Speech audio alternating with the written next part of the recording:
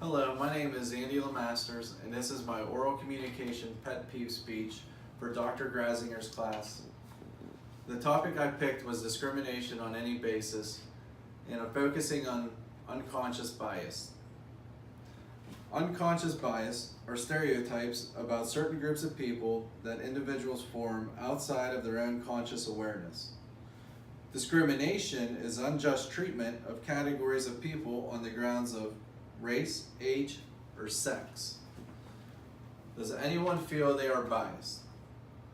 No? Nothing? Whether that be bias against a group of people because of race, religion, weight, or professional status. Well, believe it or not, according to BerkshireAssociates.com, we all have unconscious bias.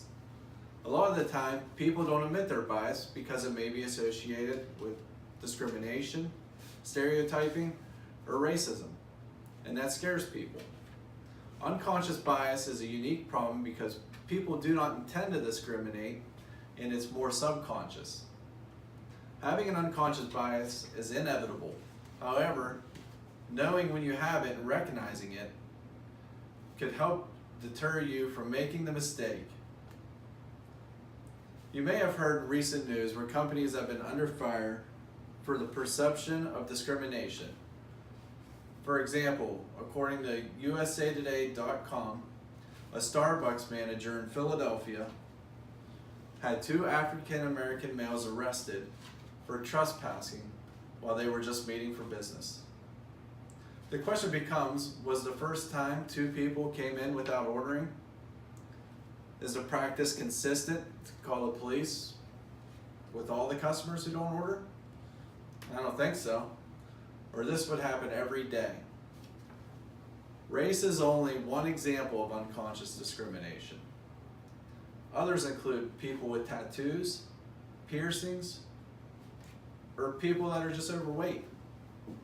On NewYorkTimes.com, Dr. Kahan wrote in a 2015 blog post that obesity has been called the last socially acceptable form of prejudice, and persons with obesity are considered acceptable targets of stigma.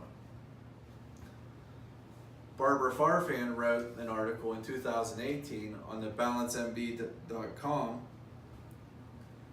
about a lawsuit against the Michigan Hooters. A waitress was told her 132-pound body no longer met the appearance standard of a Hooters grill, which sparked a heated debate about workplace obesity in a retail business. Hooters isn't the only company that faced public opinions and legal consequences of alleged weight or obesity discrimination. You can add Abercrombie & Fitch and Whole Foods to that list. Another unconscious bias or discrimination problem is a person's gender. Women face more challenges in the workforce than men. You hear a lot about how women don't make as much as men for doing the same type of work. This happens a lot during the job offers. A lot of companies will offer a lower salary because they think women will be less inclined to make a counteroffer for a higher rate. Another challenge women face is during the interview process. They're often faced with different questions than males. The most common are if they have children or if they plan to have children. And these type of questions are illegal and shouldn't be asked. Some employers predicate hiring potential on the notion that they might need to utilize maternity leave. Some stats from ForensicNotes.com showed a list of companies that have lawsuits against them for gender discrimination. Ruby Tuesday had to pay out a $100,000 settlement in 2013. Microsoft was hit with a lawsuit that they didn't give women promotions. These allegations were brought forth just a year after the CEO publicly expressed that he felt women in the technology should not be asking for raises.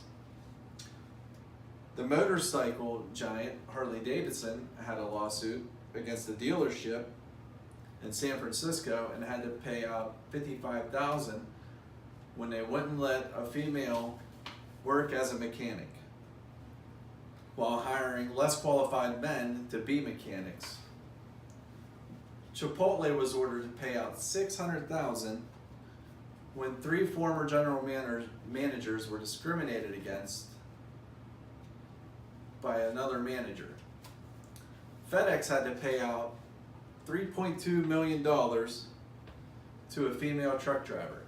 She filed the lawsuit in 2002 when she was the only female tractor trailer driver at a certain facility in San Francisco.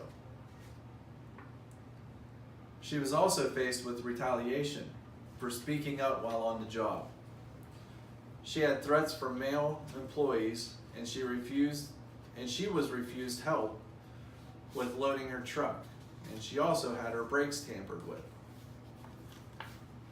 So now that we know that this is a common problem among all of us, what do we do about it? First thing is to recognize it. Being aware of your own bias can help mitigate it in the future. Anytime you're dealing with people, you have to account in the human factor. Everyone's brains are wired differently. Factors like the way you were brought up, the social stereotypes, and your own personal experiences will impact your actions and decisions.